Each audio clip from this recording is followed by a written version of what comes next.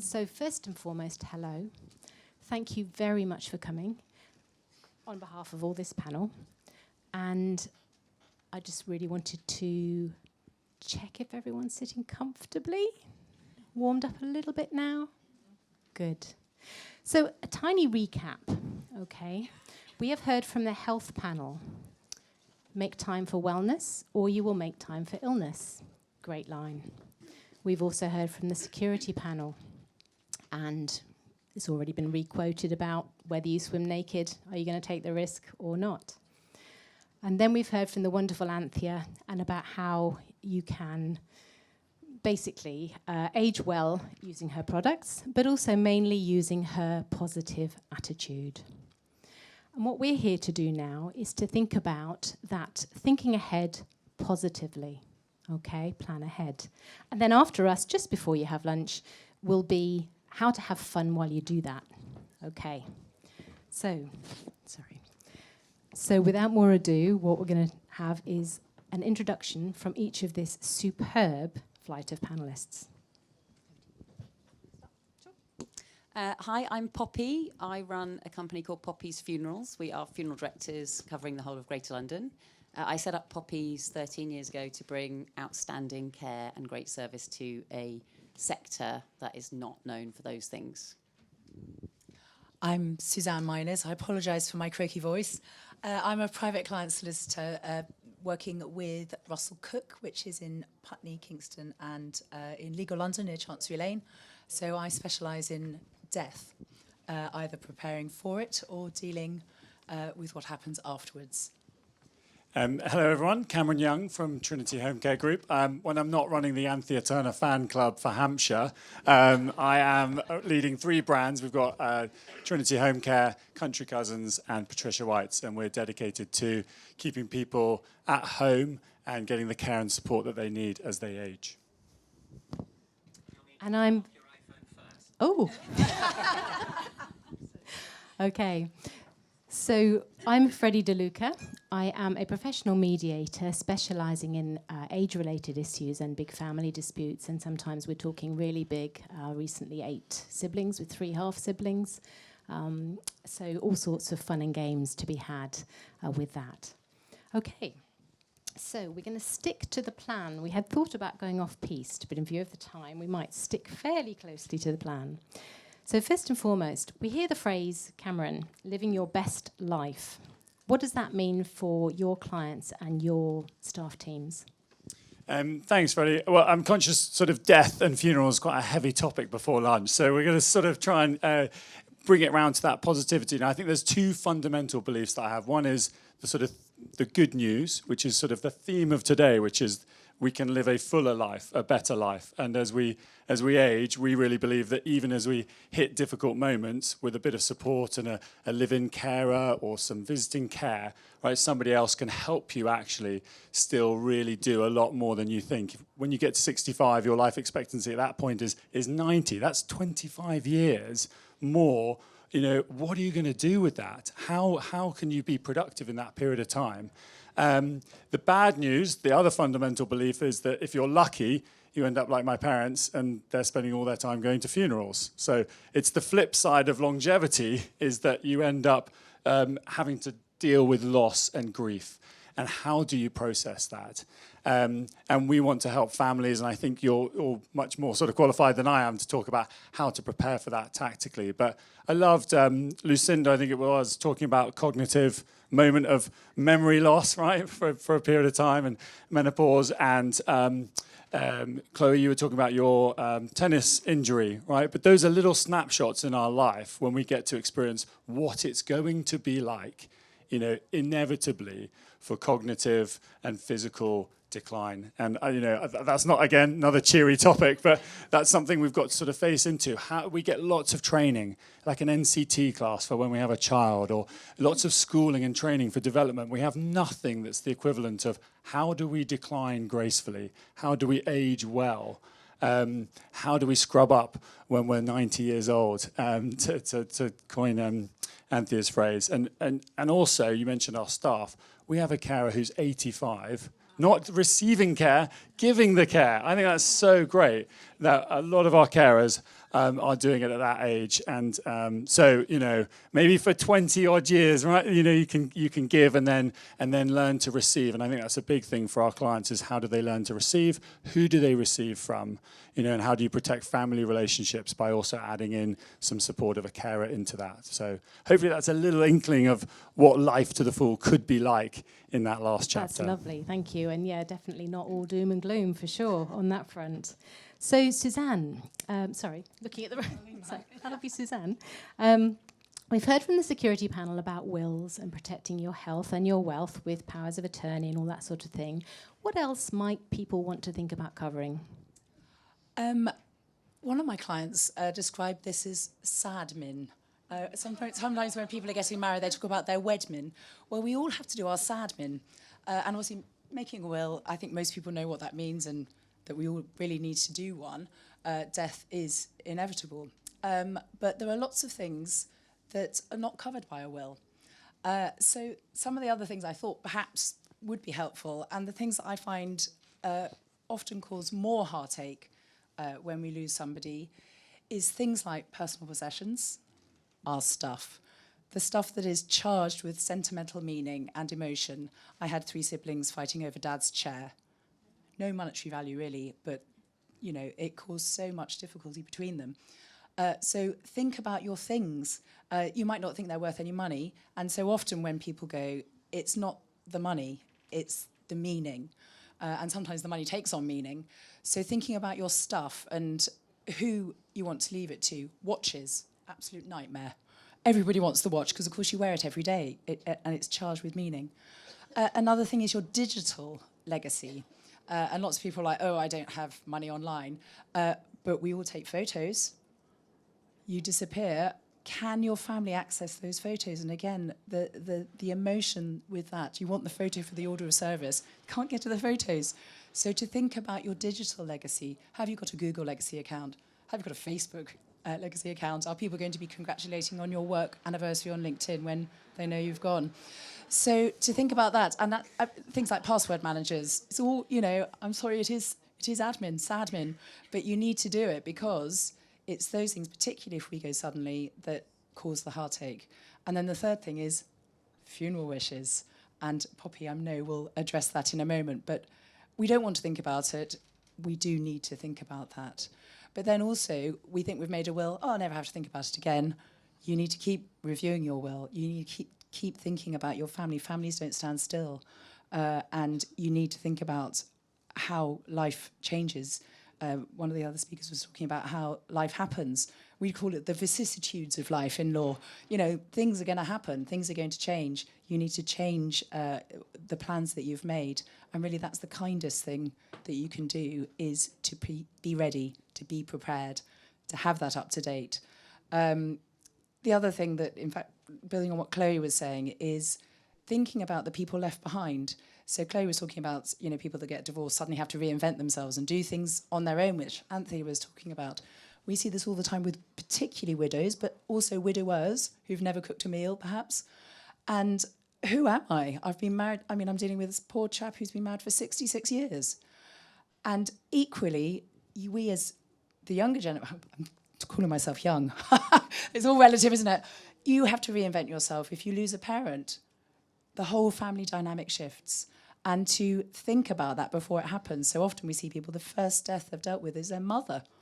And actually, we have to reinvent ourselves in all these different spheres of our life. So to prepare for that as well is as important as, signing a power of attorney, signing your will. I can help with all of that. But so much of what I'm talking to clients about is so much wider. It's what we call estate planning. And what is your estate? It's not just your money. It's your life. And leaving a good legacy, again, it's not just your money, it's what you leave behind. And by not addressing these things, you could be leaving behind a lot of bad blood because you haven't talked to your children, you haven't prepared them, you've shied away from it. And I think that fear is a huge element in that. We don't actually want to grasp that nettle, but actually we need to, because we love our children and we want to smooth the path as much as possible for them rather than leaving them to deal with that after we've gone. Fantastic, Suzanne, thanks. So, Poppy, I heard recently, it was actually at an event that Sarah hosted, thank you, that if you are planning, your funeral thoughts and you say, do you know, I really don't mind what happens after I die, that actually that is very unhelpful because it leaves it open to arguments, especially in an emotional time. What works best, do you find, for the families you work with? Yeah, it's a really interesting part of my job. I think because as a culture we don't like talking about death, and so it's quite common when I meet people at a party and they find out what I do. I think it's like a very British thing that people are like. The number of times I've heard like men of a certain age be like, "Oh, just chuck me in a skip," is like the thing they say, And really, what I think they're saying is like, I think the positive sentiment behind that joke is, please don't waste money or don't feel you need to kind of put on a show. That doesn't mean anything to me. But I think the point you're describing, in it, and we do see it a lot of poppies, is you're leaving people feeling really lost and ill-equipped to navigate a process that often happens, within a few weeks. So, even if the person's dying, it's still quite common for people not to have had conversations about funerals, which is not ideal, but it's fine, we can deal with that.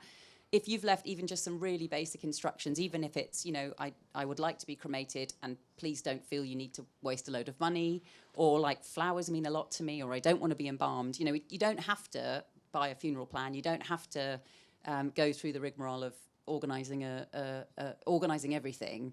I think there is something about letting the people who will be responsible for organising it just have a thread of something to work with. And I wanted to say we run these free 45-minute funeral wishes consultations for people to come and have conversations. They can happen on the phone or online or in our shops in Sheen or Tooting. And the point I wanted to make is we're not sitting down and saying, like, do you want 2 limousines or 3? We're not asking that question. We're saying, what matters to you? And I met a woman the other day who came in and her whole anxiety was about her 2 children are estranged from each other. Her adult children are estranged from each other. And she is convinced that when she dies, this is going to get a lot worse. And she's probably right. So the conversation was, what can I do now to leave those 2 kids, adult kids, the best chance of maybe not improving their relationship, but not worsening? And I think the truth is we all do have some anxieties about how we will make sure everyone will be okay when we're gone. And I think a conversation is a very good start. I always say that, we get engaged to get married and then we spend a year perhaps getting ready for the wedding, thinking about all the details. When somebody dies, you have, 2 weeks? And so you need to front load it. You really do. 2 weeks and not a load of wedding magazines. There's not a lot of let's just spread the funeral magazines out. And that's why you're upset as well, often, not always. That's great. So let's just have a quick check then, thinking about yourself and your 2 best friends. Who has got a funeral plan in place? Who's got a will? Who's looked at that will and changed it in the last 3 years? Oh, pretty good.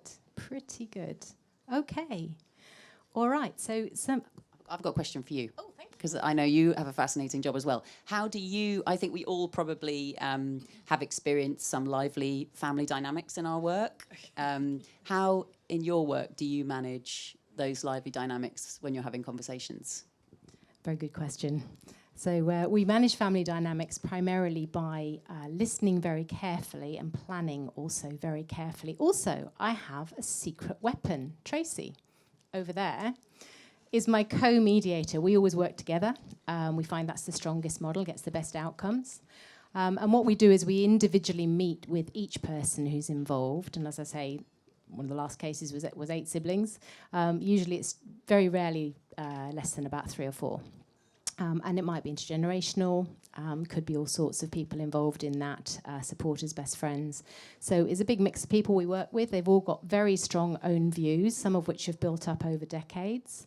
And as you've mentioned with the family you're working with, sometimes there's a significant estrangement, sometimes more than one. So the first thing we do is to listen to each person individually and privately so that what they tell us is not going to go any further even later on. And that's to hear what their perspective of things is, but also to really dig into what's underneath that, what really is underlying that. Things like, they never listen to me because I'm the youngest. And that's just a mindset. I'm not being heard, and that manifests in other ways. So once we've got the individual information from everybody, we can then set up a joint meeting that's likely to be more effective. And we have lots of, Tracy and I and one other person in the UK have some international training specifically related to that age-related issues. So things like, where there's dementia or some capacity challenges, how we're going to structure that joint meeting to get the most and definitely hear that voice and get the best outcome. So we take great care and we work very hard on setting that up, and we do find that we get some really superb outcomes. So when someone says there's no point, he'll never change, or they'll never alter their views, there is a way, and it doesn't have to be hugely expensive or years of legal wrangling necessarily, occasionally. Hopefully that answers the question. Fantastic. So just going back to Cameron. Where are we? Okay, so it's easy to say I want to live life really fully, but how do you achieve that? How do you know what's out there and how to access it? And before I answer that, as the youngest of 5, I definitely don't think the youngest has ever listened to enough. So just want to, although funnily enough, most of the people that call us, it's the oldest daughter. So oldest daughters out there, a big credit to you. Or only daughter, yeah. We need to, don't know what's happened to the oldest sons. We'll have a word with them over time. But So I mean, in a nutshell, there's 3 sort of words to remember. Sort of, if you're going through this choice sort of process. 1 is the type of care, 2 is the quality, and 3 is sort of the people involved. So just very briefly, the type, you've got care homes, right? You've got residential settings, assisted living, much more popular in the US than they are here, but they're starting to grow more. And then you've got sort of at home. It all sounds the same because care homes, home care is all the same language. We need to sort that out and reinvent ourselves. But and within home care, I'm very passionate about that, partly because you're less likely to have a fall, 3 times less likely to have a fall if you stay at home. 85-90% of people want to age in their home. Often there's a lot of pressure, right, even from the children to the parent, for not having that as their choice. And then also the final dimension there is sort of whether you manage it yourself and we find you a carer, or you get a regulated organisation to manage it for you. And in our group, we've got both of those options. The quality, that's down to the CQC, the Care Quality Commission. You want to look at sort of what they've been rated, outstanding, good, it requires improvement or inadequate. That's the sort of the range. Thankfully, we just got our outstanding again last week, so very timely. But and then the final one is the people. Like, give yourself some time and space to work and find the right carer. So they may not click initially. You want to really think, like, what's my mum like? What was dad like with mum? What's the personality that we want? Give it a go with a carer. Don't worry if it doesn't work the first time, right? Talk to whoever is finding you that and find the right personality fit, because that's a really big thing then for the client to sort of get out and do the right things and have fun. But going back to the earlier point, if you can do all of that and make all those decisions and stay united with your siblings, right? And most of our time is really trying to bring the family together. It's that's it. And I think setting the principles for how you're going to decide those things early on with those who are deciding, or even deciding who is going to decide. How are we going to make a decision on this? That is really, really important. And hopefully we can stop people going to you. We'd all be delighted with that. But I think it's sad that it does end up too often in conflict. Thank you. And I think that, definitely we'd like to be out of a job in that sense. It would be great. So, Poppy, things like dying well and having a good death, trying to stay positive here. What does that mean in what you do? I think this means very different things to different people. I think there are some really basic points about pain management and things like that, right? Nobody wants to be in pain, and if you're receiving excellent care, our local hospice where we are is Royal Trinity Hospice, and there are some really incredible palliative care experts out there.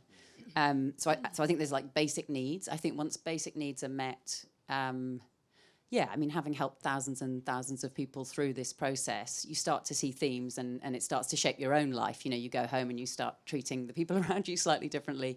I think one big point is the emotional point. So have you been able to say the things you wanted to say? I think because we don't talk about death, we sometimes leave things too late. So I see examples of families who have been able to gather around the bedside, have been able to kind of say the things, the cliches like, thank you and I love you and I'm sorry seem to be the things that come up round and round and round. And then you see families who just fall apart. And I'm thinking of someone recently we were supporting, and he knew he was dying. And I'd been asked to come to the house to kind of help him prepare for the last weeks and months. And I had said, trying to stay in line, I'd said, you know, there were 4 children. Have you had the conversations with? Do the kids know they're adult children, but they're in their late 20s, and that's very different. You know, they're still kids. Have you been able to have the conversations you need to have? And he said yes. And he said, I've written them letters. And I said, well, that's lovely. And he said, yeah. And so in one of the letters, it's to my daughter, and she doesn't think she wants children. So I've told her she does really need to have some children. You know, I was just like, no. I think there's a real beauty to having seen this happen so many times, and you start to see, like, we have to start having these conversations sooner in our families. You cannot. I've had 3 children, and it's the equivalent of kind of, you know, on my way to the hospital in labour, someone turning to me and saying, like, what kind of birth do you think you might like? It's like my brain could not cope with that question. We have to find ways to start bringing this up. You know, I've got 3 children, 10, 8 and 6, and we talk about death all the time. And maybe that sounds weird, but like, I mean, some of their questions are pretty weird. But I'm so relieved that they know this is a topic that's in the light. You know, we shouldn't be waiting until we're in crisis to start talking about it. We should talk about it as early as we possibly can. Thank you very much. There's some really, really wise words in there. So we're nearly at the end of our panel. We're trying to keep it a little bit shorter than we planned, just to make sure we can get to lunch. So on the basis that we've now got Suzanne for sort of before and plan things you need to plan, and then we've got Trinity and Cameron for during later life as to, you know, what to look for, and then we've got after later life. It's what you need to be thinking about. So I'm going to hand it to Suzanne just to say some of the things that we're talking about with starting the conversation, and you really need to do it. What would be your top tip for the sort of apathy of, you know, it's hard to get it done? Some of the things that Anthony was saying about being your best self, or doing the best we can.